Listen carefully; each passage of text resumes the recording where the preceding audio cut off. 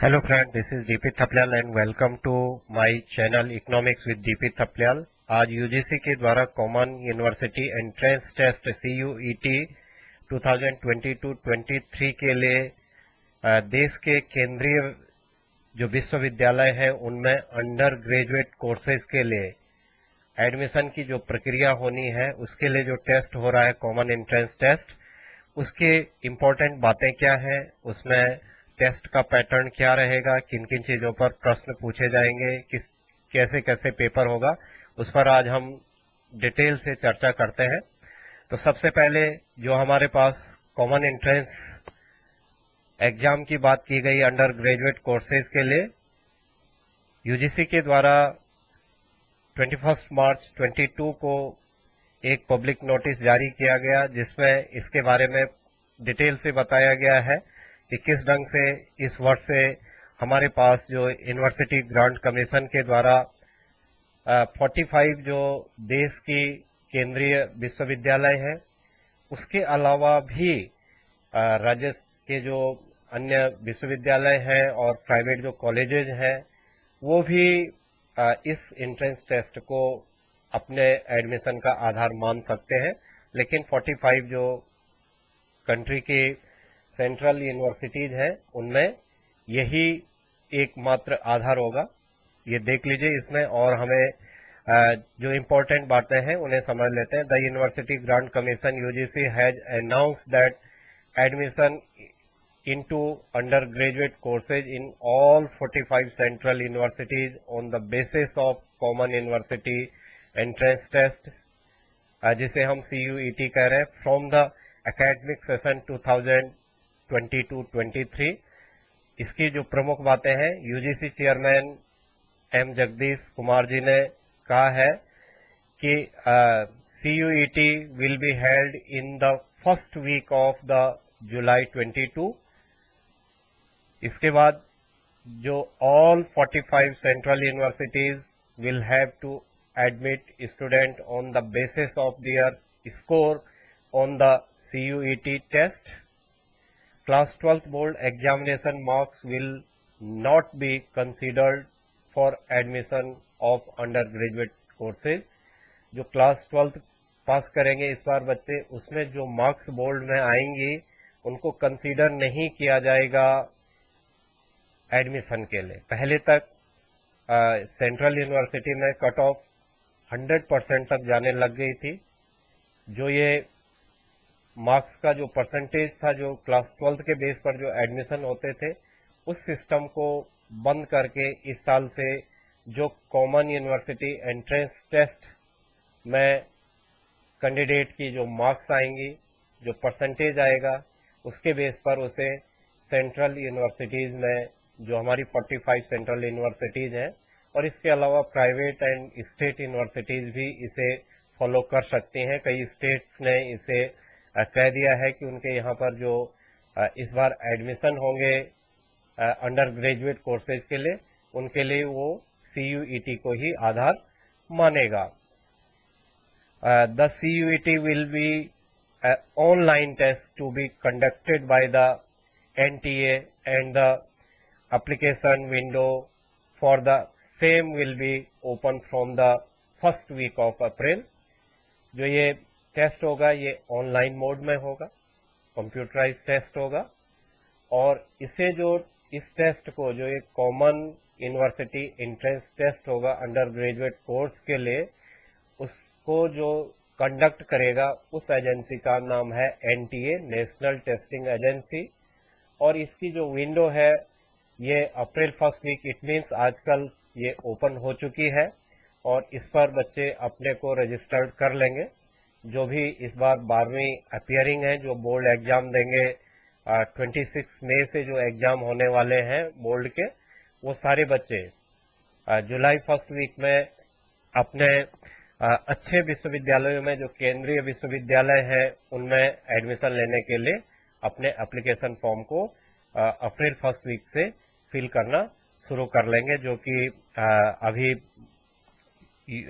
NTA ने open कर लिया है। इसके जो फीचर्स हैं, टेस्ट का जो स्ट्रक्चर होगा वो किस ढंग से होगा, the CUET will be online test, पहली बात।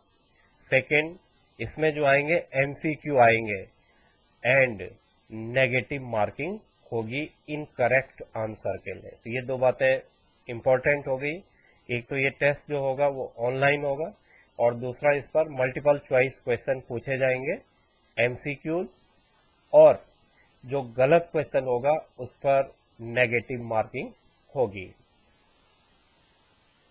इसके अलावा जो इस एग्जाम को देने के लिए जो सिलेबस होगा वो क्लास 12th का सिलेबस होगा। NCERT का क्लास 12th की जो बुक्स है उनका जो सिलेबस है वही इस एंट्रेंस एग्जाम का बेस होगा, उसी से ये एंट्रेंस एग्जाम संपन्न करवाया जाएगा। क्वेश्चन जो बनेंगे उसी सिलेबस से बनेंगे जो NCERT की क्लास 12th की बुक का सिलेबस है। The test will be divide into 3 essential part. इस टेस्ट को 3 प्रमुख भागों में बांटा गया है, 3 पेपर में इसे बांटा गया है। The first test will be conducted on their language skill in the language of their choice, 13 languages, which can be either Hindi, English, Marathi, Gujarati, Tamil, Telugu, Kannada, Malayalam, Urdu, Assami, Bengali, Punjabi और उड़िया।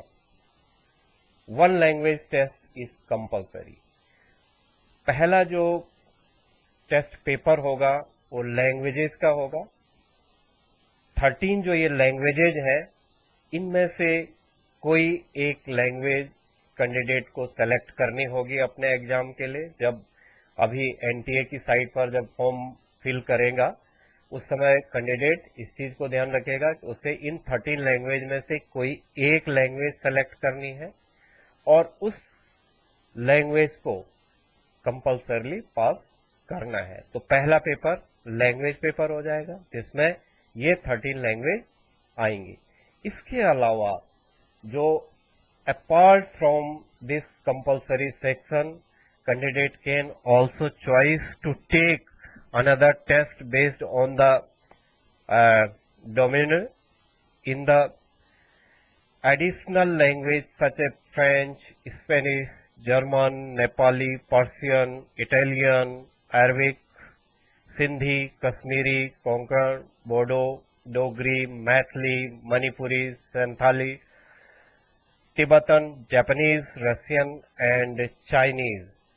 इन किसी भी language में अगर वो special course करना चाहते हैं under graduation course में, इन लैंग्वेजेज में से किसी एक लैंग्वेज से वो उसके अलावा जो कंपल्सरी लैंग्वेज है, जो 13 लैंग्वेज में से कोई एक कंपल्सरी लैंग्वेज है, उसके अलावा भी कोई अगर लैंग्वेजेज में कोर्स करना चाहता है तो इन किसी भी एक लैंग्वेज को वो ऑप्ट कर सकता है अपने सब्जेक्ट के रूप में। जो डोमेन्स बनाए गए हैं उनके बेस पर वो उन डोमेन्स मीन सब्जेक्ट जो होंगे उनके बेस पर वो एक सब्जेक्ट को इसमें से सेलेक्ट कर सकता है जिसमें वो लैंग्वेज में अपने अंडर ग्रेजुएट कोर्स करना चाहता है। ये केवल उन्हीं के लिए होगा जो कि उसी लैंग्वेज में अपना अंडर ग्रेजुएट कोर्स करना चाहेगा। बट जो पहले की 13 लैंग्वेज है उनमें से कोई एक लैंग्वेज को सेलेक्ट करना हर कैंडिडेट के लिए कंपलसरी होगा। देन द सेकेंड पार्ट, ये तो फर्स्ट पार्ट जो था वो लैंग्वेज का था, जो कि एक लैंग्वेज को हर बच्चे को क्लियर करना है, लेना है, सेलेक्ट करना, और उसके अलावा जो लैंग्वेज किसी एक लैंग्वेज में अंडर ग्रेजुएट कोर्स करता है उसे वो लैंग्वेज सेलेक्ट करनी है। अब सेकेंड पार्ट में क्या होगा? The second part of the test will ask domain specific question. Candidate can be chose to task test on at least one and most 6 of the 27 available domains. The standard subject from the across the various streams. यहाँ पर जो 27 प्रमुख विषय हैं under graduate course के लिए, उनमें से कैंडिडेट 6 सब्जेक्ट को सेलेक्ट कर सकता है। एग्जामिनेशन के लिए किन्हीं 6 सब्जेक्ट को सेलेक्ट कर सकता है। कम से कम एक सब्जेक्ट और अधिकतम 6 सब्जेक्ट जिनमें कि वो अंडर ग्रेजुएट कोर्स करना चाहता है, उनके लिए सेकंड पार्ट में वो ऑप्शन देगा और उनमें उसका एग्जामिन होगा। क्लास 12th एनसीईआरटी बुक के सिलेबस के बेस पर ये एग्जाम होगा। तो डोमेन्स का मतलब यहाँ पर सब्जेक्ट है। तो जिस भी सब्जेक्ट से जो डिफरेंट स्ट्रीम्स हैं, साइंस, कॉमर्स, ह्यूमैनिटीज और जो अदर जो कोर्सेज हैं हमारे, उनके लिए कोई भी 6 सब्जेक्ट मैक्सिमम वो 27 अवेलेबल सब्जेक्ट में से सेलेक्ट कर सकता है। तो कम से कम एक और अधिकतम 6 सब्जेक्ट को सेलेक्ट कर सकता है कैंडिडेट अंडर ग्रेजुएट कोर्स करने के लिए, टेस्ट के लिए। तो सेकंड पार्ट प्योरली सब्जेक्टिव होगा, सब्जेक्ट का होगा, जिसमें जिस भी सब्जेक्ट को, जिस भी डोमेन्स को वो लेना चाहता है, उस डोमेन्स में वो टेस्ट देगा और उसके पास ऑप्शन है कि वो 6 सब्जेक्ट तक सेलेक्ट कर सकता है। उनमें से जिसमें भी उसकी मेरिट बढ़िया बनेगी, जिस भी यूनिवर्सिटीज के लिए, वो वहां उसके लिए यूज कर सकता है। तो इसलिए उसके पास ऑप्शन है 6 सब्जेक्ट को सेलेक्ट करने के लिए, अवेलेबल 27 सब्जेक्ट के लिए। तो एनटीए की साइट पर जब आप 1 से लेकर के 6 डोमेन तक आप सेलेक्ट कर सकते हैं, वहां पर 27 डोमेन्स आएंगे, इट मीन्स सब्जेक्ट आएंगे, और उनमें से आप 1, 2 से लेकर के 5, 6 तक आप जितने भी चाहें उतने डोमेन्स को सेलेक्ट कर सकते हैं। तो सेकेंड पेपर इसका होगा। अब आ जाता है third paper. The third section will be a general aptitude test including question on current affairs, general knowledge, reasoning, numerical abilities and so on. तो 3 पेपर हो गए। पहला लैंग्वेज का पेपर, सेकंड जो सब्जेक्ट अंडर ग्रेजुएट कोर्स के लिए candidate को select करना है, उनमें उन सब्जेक्ट को डिफरेंट स्ट्रीम के लिए वो सब्जेक्ट सेलेक्ट कर सकते हैं। और तीसरा जो होगा वो जनरल एप्टीट्यूड टेस्ट होगा, जिसमें GK, reasoning and numerical abilities के क्वेश्चन पूछे जाएंगे। तो इस साल जो 12th अपियरिंग है, इस समय जो सीबीएसई में बोर्ड दे रहा है या स्टेट स्कूलों में जिनके बोर्ड हो चुके हैं, कुछ स्टेट्स के क्लास 12th का रिजल्ट निकल भी चुका है। तो ये सारे बच्चे जल्दी से जल्दी एनटीए की साइट पर जाकर के अपने को वहां रजिस्टर्ड कर लें, जिससे कि जुलाई महीने के फर्स्ट वीक में इस एग्जाम को देने के बाद जो भी यूनिवर्सिटीज है, बच्चों के लिए जो पहले क्लास 12th में मार्क्स लाने के बेस पर ही उन्हें एडमिशन मिलता था, वो सारे बैरियर्स खत्म कर दिए गए हैं। नेशनल एजुकेशन पॉलिसी 2020 की रिकमेंडेशन पर यूजीसी ने ये किया है। तो इसलिए सभी बच्चों से और सभी जो भी टीचर्स 12th में पढ़ा रहे हैं, उनसे रिक्वेस्ट है कि बच्चों को मोटिवेट करें, जिससे कि हर बच्चा इस एंट्रेंस एग्जाम के लिए तैयार हो सके। तो इसी के साथ ये धन्यवाद।